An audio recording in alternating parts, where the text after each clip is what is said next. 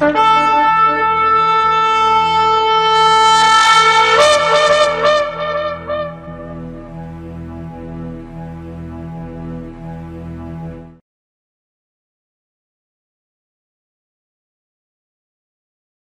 atah Yahweh Eloheinu melech haolam, asher kideshanu b'mitzvotav etzivanu la'asok b'divrei Torah. Baruch atah Yahweh amelamed Torah le'amo Israel. Beshem Yeshua HaMashiach. Bendito seas Yahweh, nuestro Elohim, Rey del Universo, que nos apartas con tus preceptos y que nos ordenas ocuparnos del estudio de tu Torah. En el nombre de Yeshua. Bendito seas Yahweh, que enseñas Torah a tu pueblo Israel. Amén. Que así sea. Vamos a abrir en Mattai, acompáñeme esta noche, Mateo capítulo 16, nos quedamos en el versículo 21, vamos a leer la última parte, ¿qué le parece? 16-21, anótelo, de Mateo. Dice: desde entonces comenzó Yeshua a declarar a sus alumnos que le era necesario ir a Jerusalén y padecer mucho de los ancianos, de los principales sacerdotes y de los escribas, y ser muerto y resucitar al tercer día. Entonces Kefa, tomándolo aparte, comenzó a reconvenirle diciendo: Adonai, ten compasión de ti, en ninguna manera esto te acontezca. Pero él volviéndose dijo a Kefa: quítate delante de mí, Satán, me eres tropiezo, porque no pones la mira en las cosas de Elohim, sino en las de los hombres. Entonces Yeshua dijo a sus alumnos: si alguno quiere venir en pos de mí, niéguese a sí mismo, tome su madero y sígame.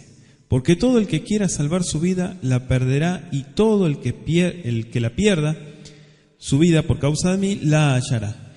Porque ¿qué aprovechará al hombre si ganare todo el mundo y perdiere su alma? ¿O qué recompensa dará el hombre por su alma?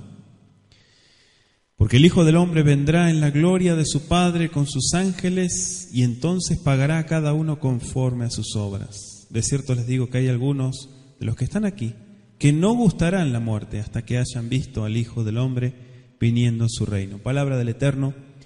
Capítulo 16 de Mattai, decíamos, estuvimos estudiando, la semana pasada comentábamos algunos puntos importantes acerca de Yeshua, el verdadero Mesías de Israel, el Mesías de las Escrituras, el Mesías profetizado, ¿sí? No un falso Mesías como tantos que se han levantado en la historia, o un maestro más, como decíamos también, comentábamos, muchos tienen ese concepto de que él fue un profeta más, un maestro más, pero que jamás de ninguna manera puede ser el Mesías, porque dicen: nosotros esperamos un Mesías conforme al Talmud, conforme a la religión judía, y tiene que ser de acuerdo a el Mesías que nosotros esperamos, ¿sí? El punto es que si ponemos en la balanza el Tanaj, el Antiguo Pacto, y ponemos el Talmud, ya sabemos, ¿sí? Sabemos qué tiene más peso. Entonces, vamos a nuestro versículo 21. En esta segunda parte de nuestro capítulo 16, vemos cómo Yeshua anuncia su muerte y reprende a Kefa, ¿sí? Por aconsejarlo que la evite, y amonesta también a sus seguidores a pagar el precio, por así decirlo, y que les sigan. Dice el versículo 21, Minaet ahí, dice: Ejel Yeshua le agid le talmidav ki tzarich u lalechet Yerushalayim, y continúa diciendo, pero fíjese que había mandado ni más ni menos, dice. Podríamos decir que desde entonces o desde aquella hora, aquí dice desde entonces, claro, vemos la conversación entre los versos 13 al 20 que veíamos la semana pasada, era una introducción apropiada al tema que Yeshua presentó aquí por primera vez. ¿Sí? La descripción de sus sufrimientos, de su muerte, pero también de su resurrección. Entonces no puede saberse si las instrucciones y la conversación de los versos 21 al 28 ocurrieron enseguida, después de lo relatado en la sección anterior, o algún tiempo después. ¿Sí? No podemos decir que fue enseguida, porque hay muchos puntos que hay que tomar en cuenta. Es posible que hubiera transcurrido otro corto lapso entre los versos 23 y 24. Sea como fuere, parecería que toda la conversación que se registra en los versos 14 al 28, desde allí, ocurrió en la región de Cesarea de Filipo, como marca el verso 13. Entonces, en este momento es probable que ya estuvieran a fines del verano, que es como agosto-septiembre más o menos, del año 30. ¿Por qué dice hasta este momento? Bueno, parece que Yeshua no parece haberles dicho, ¿no? Yeshua a sus alumnos que él era el Mesías, ni mucho menos les había dicho como Mashiach que debía morir por los pecados del mundo, de la humanidad. Es verdad que había hecho alusión a su muerte en una afirmación un tanto enigmática en ocasión de la primera purificación del templo, ¿sí? Más de 2 años antes. La pueden encontrar en Juan 2:19, y a Nicodemo, si ustedes se acuerdan también, le había expuesto con claridad, aunque en forma privada, ¿verdad?, el hecho de que moriría y la forma como iba a morir, como aparece en Juan 3:14. Pero desde ese momento, Mashiach, Yeshua, ¿sí?, en repetidas ocasiones trató el asunto con sus alumnos, con sus discípulos, los empezó a preparar en ese sentido, sin duda en un esfuerzo por apartar de la mente de ellos los falsos conceptos populares que muchos judíos albergaban con referencia al Mesías del Talmud, el Mesías de acuerdo a la religión judía. La dificultad que tuvieron los discípulos en esta ocasión para aceptar la idea de que el Mesías debía sufrir y morir, ¿sí?, como dice el verso 22, hace resaltar el problema que tuvo Mashiach en liberarlos de esos falsos conceptos. El Mashiach trae libertad. ¿Cómo que el Mashiach va a padecer? ¿Cómo que el Mashiach va a morir? Eso sí.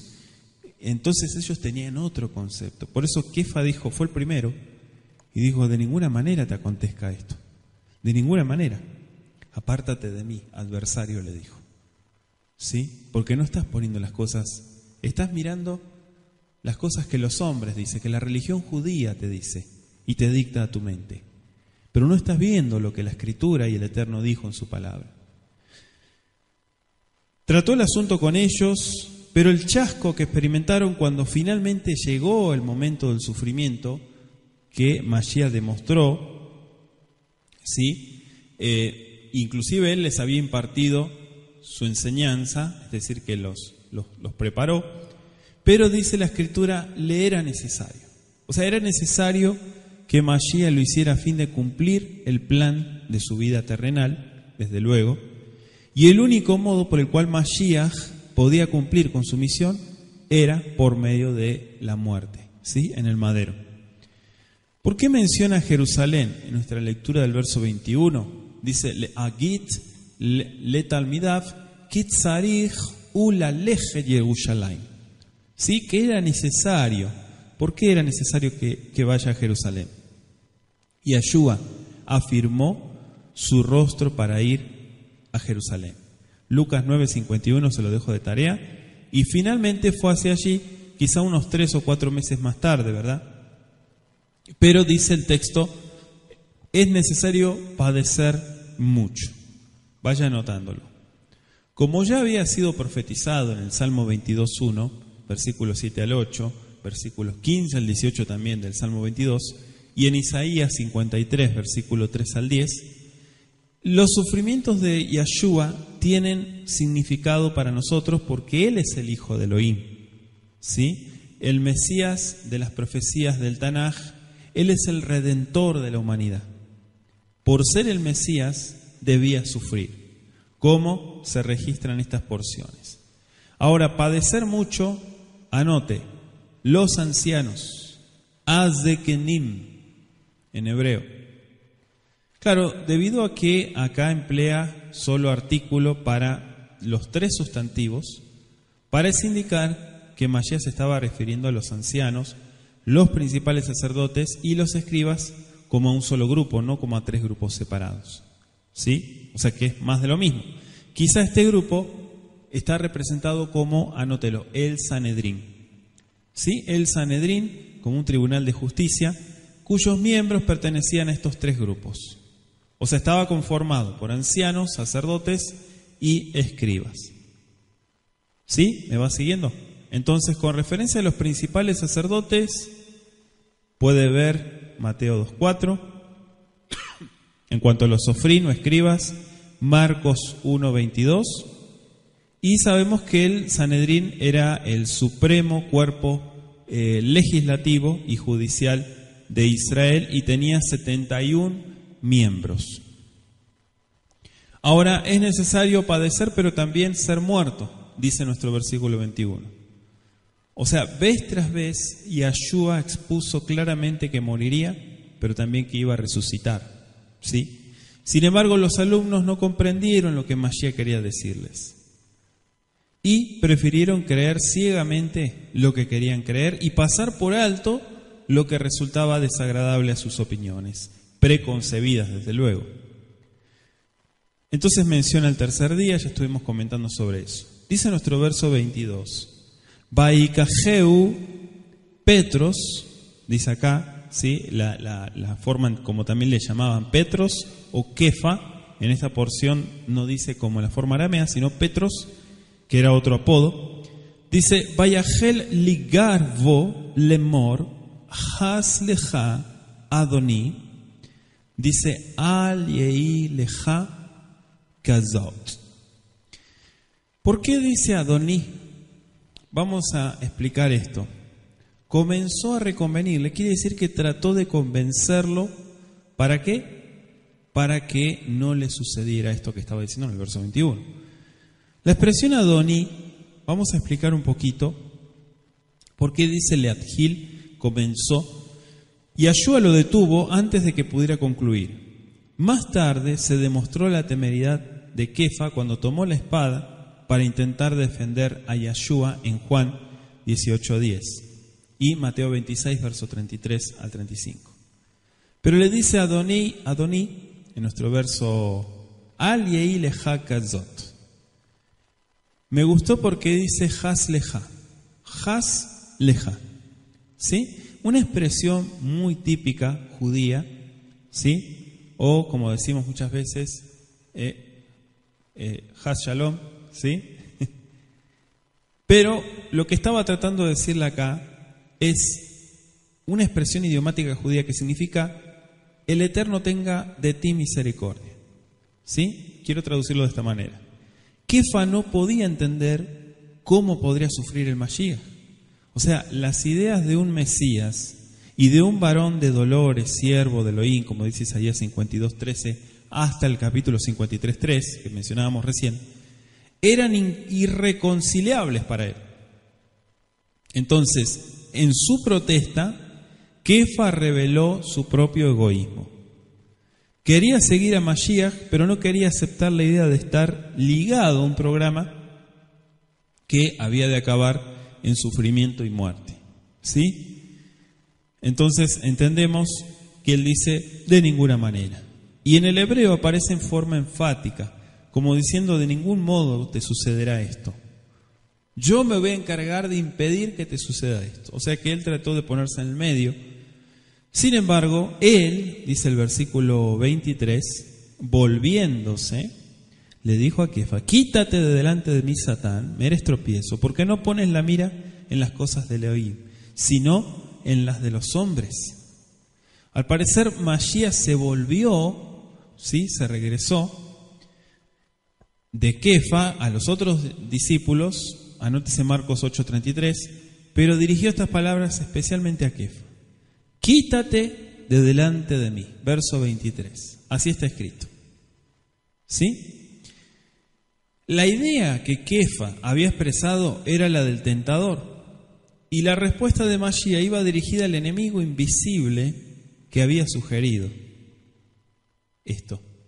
O sea que estas eran las mismas palabras que Mashiach había usado para rechazar al tentador en el desierto, que ya lo estudiamos en Mateo 4, Lucas 4:8 también, anótelo, y representan la más severa reprensión pronunciada alguna vez por Mashiach, o sea, decirle Satán. La orden significa literalmente ponte detrás de mí, pero en una traducción más libre podría deducirse como quítate de mi vista, o simplemente vete. Pero había permitido que el adversario lo usara como portavoz del príncipe del mal Sin embargo, las palabras de Mashiach no se dirigían tanto a Kefa como el que había sugerido sus palabras, ¿sí? Cuando la gente es usada por el enemigo o por el mal, es un instrumento de mal, en realidad, ¿no? Porque hay instrumentos de bien, pero también hay instrumentos que hacen daño, y muchas personas se dejan usar por el mal. Esto es lo que está ilustrando acá Mashiach. Es decir, no estoy hablándote, sino a lo que está en tu persona. ¿Sí? Esto es lo que le estaba diciendo. Y le dice, eres de tropiezo. La expresión que aparece en hebreo significa impedimento, motivo de tropiezo. ¿Sí? Es decir, que aquí Yeshua se refiere a Kefa como un estorbo en su camino hacia el madero. ¿Sí? ¿Por qué le dijo no pones la mira? Porque en el hebreo me gustó el verso que dice, bueno, la expresión hebrea significa, algunos la traducen como pensar, pero también tener entendimiento. O sea que dijo, no tienes entendimiento de las cosas de Elohim. O tus pensamientos no son los de Elohim. Eso me gustó más, esta variante.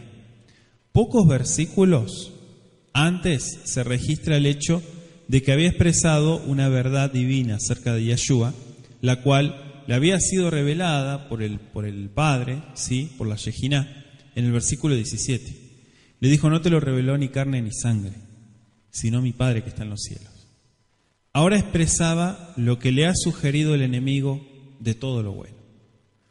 Cuán pronto Kefa había cambiado de bando en la gran controversia, ¿verdad? Sin embargo, entendemos que las personas pueden ser instrumento del bien como instrumento del mal, si no cumplen el propósito que el Eterno estableció. Versículo 24.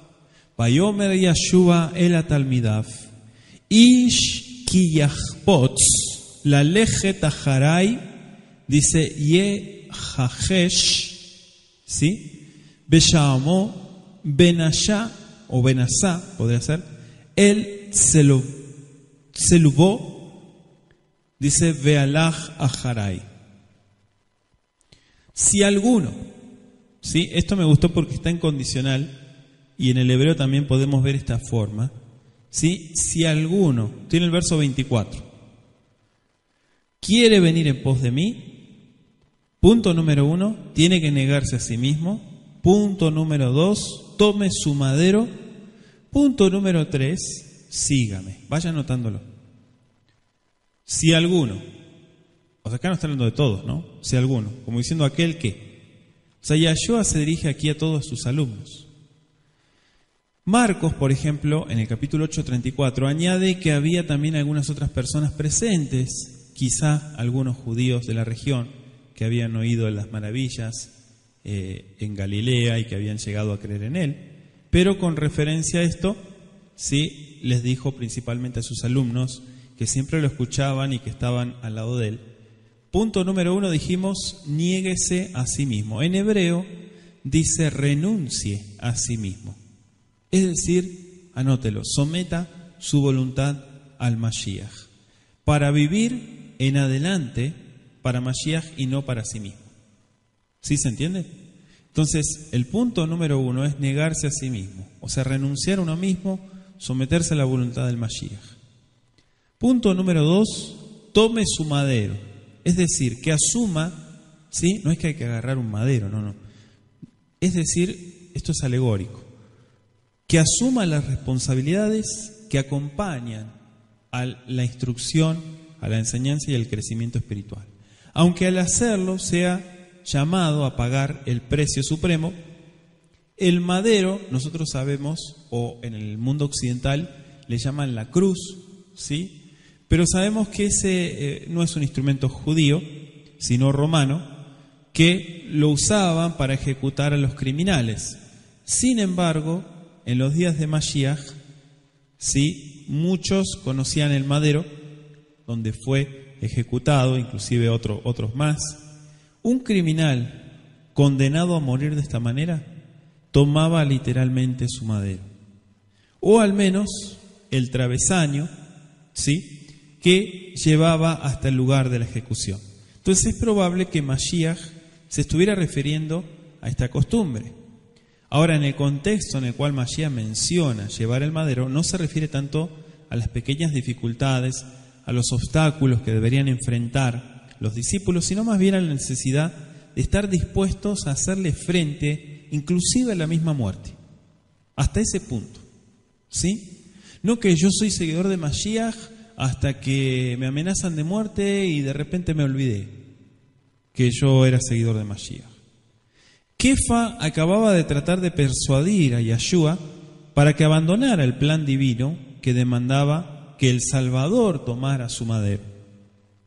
Yeshua le responde aquí que eso era imposible porque esa no era la voluntad del Eterno, y que si Kefa había de seguir siendo discípulo tenía que estar dispuesto a pagar el precio, lo que finalmente hizo. Ahora, en otros pasajes, Mashiach presentó la idea adicional de que, podríamos decir, los alumnos debían tomar cada día su madero, cada día. ¿Usted es un alumno de Mashiach?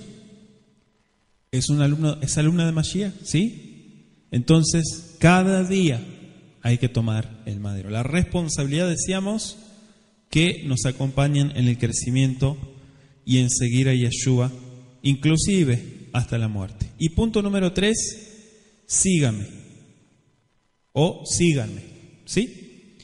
El que quiera ser su discípulo, en primer lugar, dijimos, debe renunciar a sí mismo, renunciar a sus propios planes, a sus propios deseos, tomar la responsabilidad y debe estar dispuesto, ¿sí?, a llevar el deber que se le pida llevar. Finalmente debe seguir las pisadas de Yeshua, como está escrito en 1 de Pedro 2:21. Seguir a Yeshua, nuestro punto número 3, equivale a seguir en nuestra propia vida el modelo de la vida del Salvador, sirviendo a Elohim, sirviendo a nuestro prójimo como Él lo hizo también. Dice 1 de Juan, capítulo 2, versículo 6. Entonces, básicamente lo que estamos mencionando acá, no vaya a ser tan literal de pensar de que seguir, tomar su cruz, como dicen, y padecer, no es que usted tiene que ser ejecutado. No está diciendo eso la Escritura. Está diciendo desde un punto de vista como alumnos y seguidores de Él. ¿Sí? Pueden escuchar en nuestro canal de YouTube un verdadero seguidor. Verso 25, seguimos. Dice, Ki ejafetz leatzil el nafsho, dice, Tovat nafsho mimenu, ve'ameavet nafsho lema'ani u imtsaana, o imtsaena. Fíjese qué interesante nuestro versículo 25. Dice, porque todo el que quiera salvar su vida o su alma, la perderá. Y todo el que pierda su alma, vamos a traducirlo de esta manera, por causa de mí, la encontrará. ¿Sí? La encontrará. Mire qué interesante esto. O sea, la hallará. En este contexto, salvar la vida equivale a buscar primeramente las cosas de esta vida, olvidando el reino de Elohim y su justicia, como dice Mateo 6:33. ¿Sí? Sin embargo, la Escritura dice buscar primeramente el reino y su justicia. Y cuando dice pierde su vida, uno pierde la vida por causa de Mashiach cuando se niega a sí mismo y toma el padecimiento juntamente y el precio con el Mashiach. Le dejo Mateo 5:11, 16:24 y 1 de Pedro 4, versos 12 y 13. ¿Por qué dice la encontrará o la hallará? ¿Sí? Aquí es otro aspecto de una gran paradoja. Para el creyente no puede haber corona si no hay padecimiento.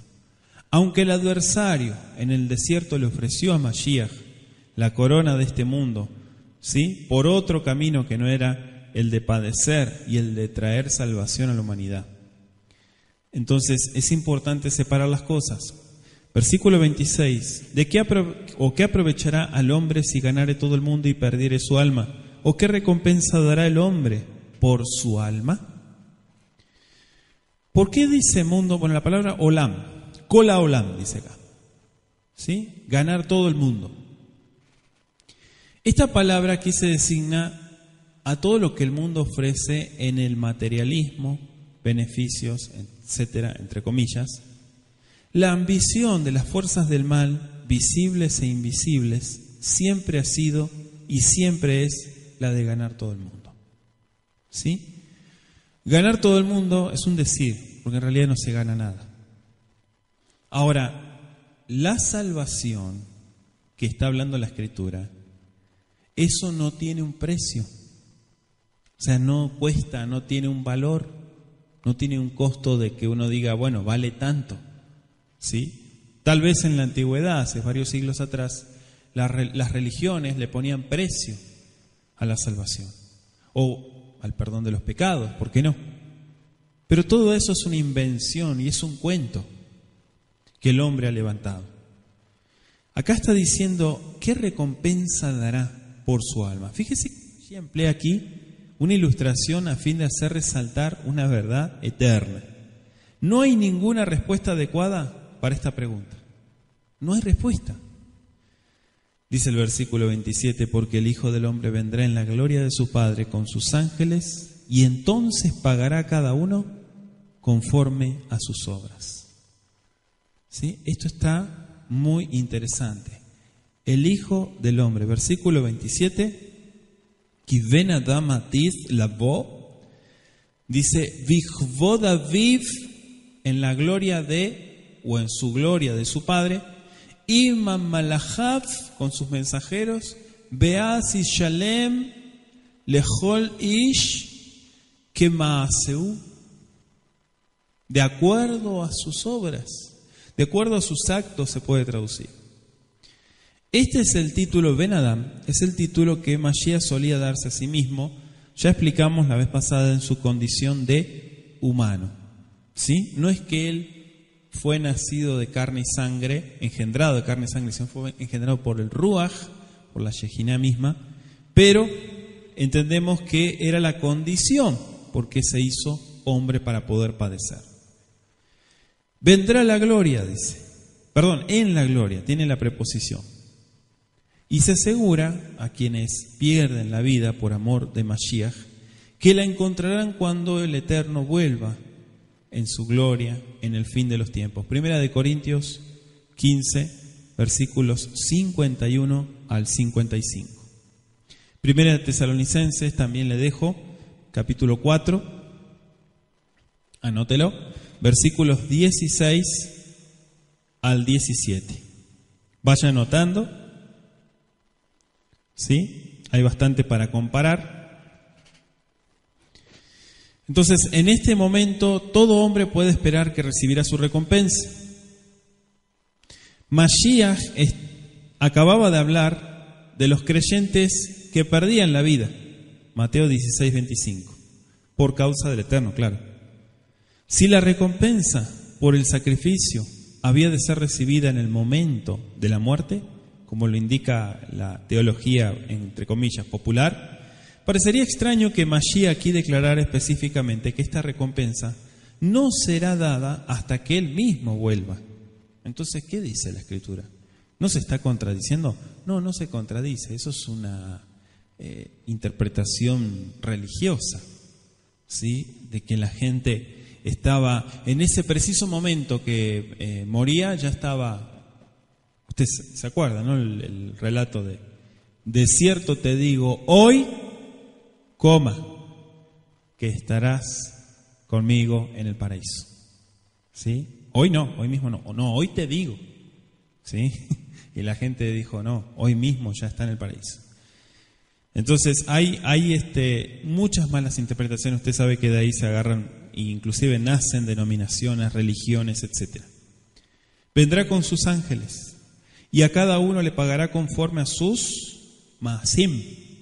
¿Qué son masim? Hechos, obras. Masim no es esto, no es hablar. Masim es hacer. ¿Sí? Es dejar evidencia de que lo que yo digo, lo hago.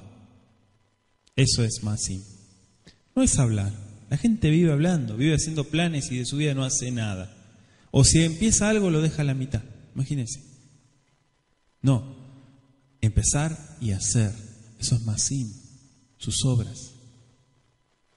Ahora, conforme a sus obras, dice el texto, es decir, según lo que ha hecho en esta vida, y Mashiach enseñó la misma verdad enfáticamente en la parábola de las ovejas y de los cabritos, en el capítulo 25, versos 31 al 45, del rico y Lázaro, en Lucas 16, versos 19 al 31, de la cizaña, que también tuvimos oportunidad de estudiarla, en Mateo 13, versos 24 al 30, de la red, también en el mismo capítulo, versos 47 al 50, la fiesta de bodas, capítulo 22, versos 1 al 14. Entonces, no hay nada en las enseñanzas de Mashiach que pueda interpretarse como un indicio de que habrá para los seres humanos una segunda oportunidad cuando podrán escapar a la retribución de sus malas acciones cometidas en esta vida. Quiero dejarles en claro a todos los que están a través de internet también, decirles que vida hay una sola. ¿Sí? Vida hay una sola y es esta que exactamente en estos precisos momentos tenemos. No hay otra vida, no existe otra vida. ¿Sí? No es que no, en mi otra vida, no existe eso, saques eso de la cabeza. Hay mucha gente que todavía se metió en quién sabe en qué movimiento, o se puso a mirar documentales o películas o libros y está con esa idea. ¿Sí? Sáquese esa idea, eso no existe. Vida hay una sola y hay que aprovecharla y es esta que tenemos. Entonces la Escritura me dice claramente que no existe otra oportunidad para el hombre. ¿Sí? La oportunidad es en vida. Muertos no hay más oportunidad. Las escrituras, presentan siempre a esta vida como el día de salvación. Isaías 49:8 y 2 Corintios 6:2. El tiempo cuando debemos ocuparnos con temor y temblor de nuestra salvación, la cual es por la fe en Yeshua y por la obra misericordiosa de su Ruach HaKodesh, bendito sea el Eterno, es ahora. ¿Sí? No es en una vida futura, imaginaria. Filipenses 2:12. Versículo 28. De cierto les digo que hay algunos de los que están aquí que no gustarán la muerte hasta que hayan visto al Hijo del Hombre viniendo en su reino. De cierto les digo, hasta que hayan visto. Es importante marcar que los tres evangelios sinópticos registran el relato de la transfiguración inmediatamente después de esta predicción, de este anuncio. Los antiguos manuscritos no tienen división de capítulo ni de versículo, eso se hizo posteriormente en la Edad Media. ¿Sí? Es por eso que el capítulo 17.1 sigue inmediatamente al 16.28 sin interrupción. Y si miramos, los tres evangelistas también registran que la transfiguración ocurrió como una semana después de esta afirmación, implicando así que era el cumplimiento del anuncio de Mashiach. ¿Sí? La relación entre las dos narraciones parecería excluir la posibilidad de que Yeshua se estuviera refiriendo aquí a otro acontecimiento fuera de la transfiguración, la cual fue una demostración, podríamos decir en miniatura, de lo que sería su gloria o su reino de gloria. Sin duda, Kefa lo entendió de esta manera, 2 de Pedro 1, 16 al 18, y otra vez se menciona el Ben Adam. ¿Sí? Ben Adam, dice en el texto. Entonces, es importante marcar siempre, desde el punto de vista que la Escritura nos ordena, cómo fueron los acontecimientos. Aquí decíamos recién que el capítulo 17, versículo 1, va unido. Pero si miramos en Mateo, vamos a ir al capítulo 17, ¿sí? 17. Fíjese que dice aquí en el texto, Umiketz. ¿Qué es Miketz? De hecho hay una perashá que se llama así. Y al cabo de Sheshet Yalmin לקח לו ישוע את פטרוס או כפה ואת יעקב ואת יוחנן אחיו. Dice, יעלם ודד al ar גבוה. 6 días, explica el texto, esto me gustó, ¿sí? Aquí en el Brija de allá, cómo está en la forma en hebreo, porque dice 6 días, o al cabo de 6 días después, con referencia a los acontecimientos y las circunstancias que precedieron a la transfiguración. Recuerde que tenemos que marcar desde el versículo 13, 16 de Mateo. Entonces, por primera vez en Cesarea de Filipo, Mashiach había hablado claramente a sus alumnos acerca de sus padecimientos, acerca de su muerte, pero ellos, como la gran mayoría de judíos, pensaban que el Mesías sería un rey vencedor que traería la paz al mundo, y por eso les resultaba difícil comprender que Mashiach debería sufrir e incluso morir, ¿sí? Como en ocasiones previas, tenían la mente llena de sombríos pensamientos porque comprendían mal el propósito y la naturaleza de lo que Yeshua estaba explicando. 6 días después, Yeshua tomó a Kefa, a Jacob y a Yohanan, su hermano, y los llevó aparte a un monte Gavoah, dice, alto. Y se transfiguró delante de ellos y resplandeció su rostro como el sol, y sus vestidos se hicieron blancos como si fuera luz, dice el texto. En el versículo 2. Tenemos que entender que el periodo de 6 días que se menciona aquí se refiere al tiempo transcurrido desde la confesión de fe de Kefa en Yeshua como hijo de Elohim. Lucas dice en su libro 9:28 que transcurrieron como 8 días, es decir, como una semana, y si se emplea el cómputo inclusivo, ¿no? Aquí podemos ver que Lucas suele hablar de un periodo aproximado y no afirma exactamente el tiempo transcurrido. Pero ¿quiénes tomó? Dice Lakaj, Kefa, Jacob y Yohanan.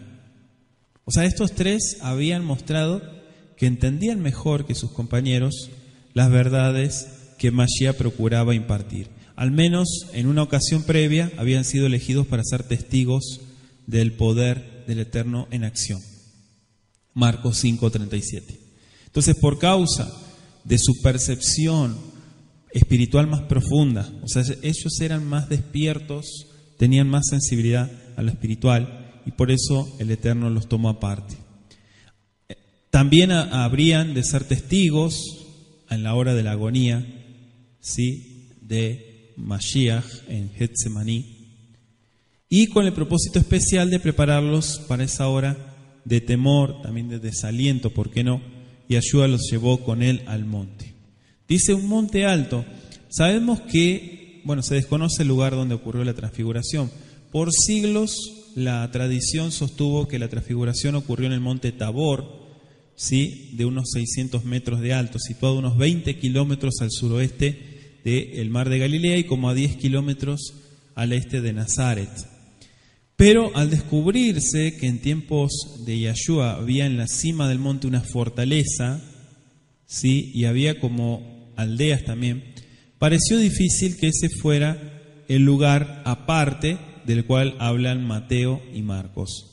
Entonces, una vez descartado el monte Tabor como la ubicación que todo el mundo dice que fue en la transfiguración, se ha pensado en la posibilidad de que el monte en cuestión fuera el monte Hermón, que no tiene 600 metros, tiene como unos 3.000 metros, en cuyas laderas inferiores estaba la ciudad de Cesarea de Filipo y en cuyas proximidades se sabe que estuvieron Mashiach y sus alumnos justamente antes de la transfiguración. Entonces, aparentemente fue Hermón, el monte. Pero también se hace difícil la identificación. Usted sabe que hay diferentes puntos de vista.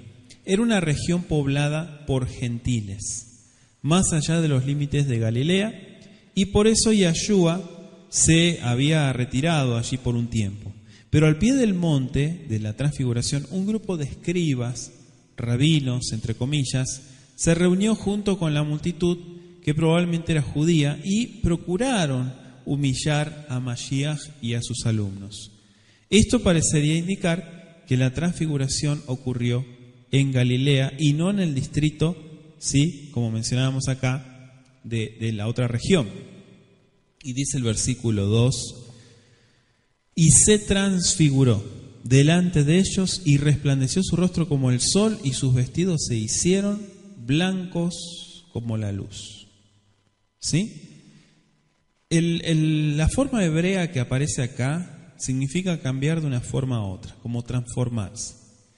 Esta fue una de las ocasiones cuando la divinidad refulgió a través de la humanidad del Mashiach para encontrarse con la gloria celestial. Claro, esta misteriosa transformación que nos cuesta entender, nos cuesta asimilar, sucedió mientras Yeshua oraba y los discípulos, ¿qué hacían? Dormían. La descripción de este episodio que presentan los tres escritores en los evangelios sinópticos parecería indicar que no se trató de una experiencia subjetiva experimentada por los discípulos o quizá solo por Kefa. Fue más que un sueño o una alucinación debido al cansancio del viaje del día y a la preocupación por la predicción hecha por Yeshua acerca de su muerte. Fue una experiencia real, ¿sí? Esto no fue algo que me pareció ver algo. No. Ellos lo pudieron experimentar. Fue algo real. Muchos años más tarde, Kefa afirmó que él y sus compañeros de batalla, ¿no?, sus compañeros, sus alumnos, colegas también, habían sido testigos oculares de la majestad, de la kavod, de la gloria divina y la honra de Yeshua. Y aseveró también Kefa haber oído la voz que proclamó que Yeshua era el hijo de Elohim. O sea, la Shejiná estaba en él mismo. Segunda de Kefa 1, 16 al 18. Entonces Kefa presenta este notable episodio como una de las grandes confirmaciones, ¿sí?, para la fe bíblica, para todos los que creemos en Yeshua como el Mesías. Y dice que su rostro, ¿sí?, el versículo 2, era como el sol. Claro que acá Matai está haciendo comparativos y está usando, elementos simbólicos. La descripción de que Yeshua se presenta aquí se asemeja mucho a la que fue dada por Daniel en el capítulo 10, versos 5 al 6, y por Juan en Apocalipsis 1, versos 13 al 15. La apariencia del rostro de Yeshua se modificó, ¿sí?, dice Lucas 9:29, bajo la influencia de esa radiante luz blanca. Era como una gloria luminosa que parecía venir desde adentro. Y esa era la gloria que Yeshua había tenido en Malhut HaShamayim antes de que asumiera su forma humana. Juan 17:5. Y es la gloria con la cual volverá otra vez a esta tierra. De hecho, dice que todo ojo le verá. ¿Sí? No dice que lo verán algunos.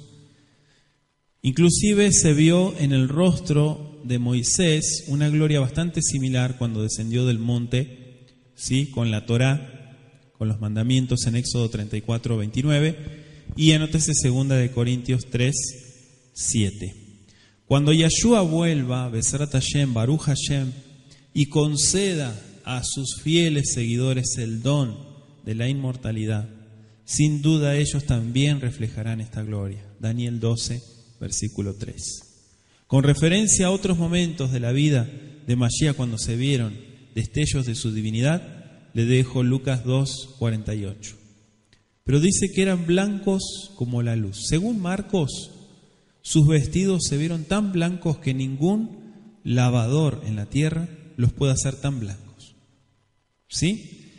Las vestiduras blancas de los Kedoshim, como está escrito en Apocalipsis 3, versos 4 al 5 y verso 18, reflejarán la gloria de las vestimentas de justicia del Mashiach en una tierra, como dice la palabra, renovada. Bendito sea el Eterno. Verso 3, y aquí les aparecieron Moisés y Elías hablando con él. He aquí les aparecieron Moisés, ¿y quién más? Y Elías hablando con él, dice el versículo 3. Ve'iné, niru aleyem, Moshe veliau, ve'en midavrim, dice Ito. ¿Con quién? Con el Mashiach. Esto está muy interesante. Evidentemente los discípulos reconocieron a los visitantes celestiales por lo que decían o porque el Eterno se lo reveló. Moisés había sido el gran libertador, legislador, fundador de la nación hebrea, podríamos decir. Elías fue el que salvó a esa nación en un momento de gran apostasía, de crisis espiritual. Aquí había personas vivas que podían dar testimonio acerca de la divinidad de Yeshua el Mesías. Así como Moisés y todos los profetas en sus escritos habían dado testimonio de él. Es importante notar que las escrituras registran que Elías fue trasladado al cielo sin ver la muerte. Segundo de Reyes 2, versos 11 al 12. Y que Moisés fue resucitado y luego llevado al cielo. Judas 9. El hecho de que Moisés y Elías aparecieran con el Mashiach en esta ocasión no debe ser considerado como una prueba de que todos los muertos justos estarán en el cielo. No. Estos dos, el uno resucitado entre los muertos y otro trasladado sin ver la muerte, aparecieron con Yeshua como una representación, anote esto, del glorioso reino en el cual los redimidos, los Geulim, de todas las edades estarán con él en gloria. Mateo 25, 31, Colosenses 3, 4, Primera de Tesalonicenses, capítulo 4, versículos 16 y 17. Ahora dice, Midabrim Ito, hablando con él. Lucas añade que estaban hablando con él acerca de su partida y que Yeshua iba a cumplir en Jerusalén. Lucas 9:31.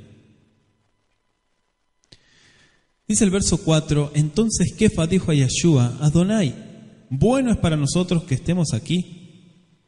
Si quieres, hagamos aquí 3 enramadas, una para ti, otra para Moshe y otra para Eliau. Qué interesante nuestro versículo 4, que le dice, Vayam Kefa, Vayomer, El Yeshua Adonai, Tov lanu liyot po, Im tov veineja, o sea, si te parece bien, Naase po, dice, Shalosh Sukkot, Sukkot como la fiesta, Shalosh Sukkot, como 3 enramadas, Leja, Ahat, una para ti, Ule Moshe Ahat, para Moisés otra, Ule Eliau, dice Ejat, otra más. Vamos a explicar esto que está muy interesante. Aquí hay muchos símbolos. Kefa, como de costumbre, fue el primero en hablar. Lucas dice que Kefa habló sin saber lo que decía, en Lucas 9:33. Marcos dice que Kefa, al igual que los otros, estaba espantado, Marcos 9:6. Dice Adonai. Fíjese que Kefa se dirigió a Yeshua empleando el título hebreo mi amo, o mi maestro, o mi dueño. Otros lo traducen como mi señor, pero algunos lo llegaron a traducir como rabí, del arameo, rabí, como mi maestro. Hagamos, dice, nace. La evidencia textual establece el texto yo haré, pero en Marcos y Lucas dice claramente hagamos. Shalosh Sukkot, 3 enramadas. Casi no llovía en la última parte del verano y la única protección necesaria sería para resguardarse del abundante rocío de la noche y del sol del día. No hay modo de saber si Kefa pensó en las enramadas como protección contra los elementos naturales o si pensó en relación con la fiesta de Sukkot, la cual se avecinaba, ya estaba cerca. La expectativa de que Elías vendría como heraldo del reino del Mashiach posiblemente hizo recordar a Kefa de la celebración de esa fiesta en relación con el reinado del Mashiach. Porque en la fiesta de Sukkot la conexión está con Zacarías 14, versículos 16 al 19. Entonces, quizá llegó a la conclusión de que la aparición de Moisés y de Elías en ese momento preciso, a tan poco tiempo de la fiesta de Sukkot, la fiesta de las enramadas o la fiesta de los tabernáculos, como le llaman, implicaba que habían venido a participar en esa celebración. Dice el versículo 5, mientras él aún hablaba, una nube de luz los cubrió, y aquí una voz desde la nube que decía: este es mi Hijo amado en quien tengo complacencia, a él oigan. Una nube de luz, quizá como recordativo de la columna de nube en el desierto, y también tiene que ver con Sukkot, la cual estaba iluminada por la gloria de Elohim. Éxodo 40:34. Hay que comparar en Éxodo 24, versículos 15 al 18, con el caso de Moisés en el monte de Elohim, cuando entró en la nube que ocultaba la gloria de Elohim. Esta escena puede haber acudido a la imaginación también de los alumnos, como también el caso de Elías en el monte Carmelo, en 1 de Reyes 18:38 y Juan 1:14. Pero dice que los cubrió, como si cubriera una sombra. Mateo y Marcos no dicen claramente si la nube cubrió a Mashiach y a sus dos visitantes celestiales, o a los discípulos, o a los dos grupos. Lucas parecería indicar que más bien cubrió a los discípulos, Lucas 9:34. Y se escuchó una voz. En ocasión del Tevilá de Yeshua se oyó una voz, ¿se acuerdan? En Mateo 3:17. Y más tarde, al final, en Juan 12:28, se volvió a oír esa voz. En estas tres ocasiones, la Shejiná, la presencia divina, dio testimonio de que Yeshua es divino. Tengo complacencia. El Padre podía complacerse porque en su vida terrenal Yeshua había cumplido a la perfección con su misión asignada. Juan 17:4. Y había presentado a los hombres un ejemplo perfecto de obediencia a la voluntad del Eterno. Juan 15, verso 10. Si confiamos en nuestro Salvador, tendremos también el privilegio de hacer, como dice primera de Juan, capítulo 3:22, las cosas que son agradables delante de Él. ¿Qué dijo? A Él, a Yeshua, óiganlo. Es probable que esta indicación se refiere especialmente a la instrucción del Mashiach y lo que les estaba dando acerca de sus inminentes padecimientos y de su muerte. Ahora dice que se postraron, en el versículo 6, al oír todo esto, se postraron sobre sus rostros y tuvieron mucho miedo. Imagínense, era una confirmación. A hombres tales como Ezequiel, Daniel, se les concedió ver visiones. Kefa, Jacob y Yohanan vieron con sus propios ojos. Esto está muy interesante. Entonces Yeshua se acercó y los tocó y dijo: levántense y no teman. Y alzando ellos los ojos, a nadie vieron sino a Yeshua solo. Vamos a marcar hasta ahí, versículo 8 del capítulo 17. ¿Sí?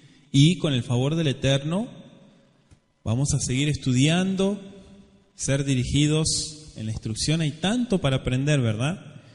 Pero bueno, bendito sea el Eterno que nos permite compartir estos estudios con todos ustedes. Ribono Shel Olam, amo del universo, te agradecemos por la oportunidad de reflexionar, de estudiar juntos esta porción. Te pedimos, Borei Olam, que sigas instruyéndonos, que podamos seguir aprendiendo a lo largo del estudio de Matai, Sefer Matai, de tu palabra, bendito Rey. Gracias por esta oportunidad, en el nombre de Yeshua, el Mesías. Amén. Que así sea.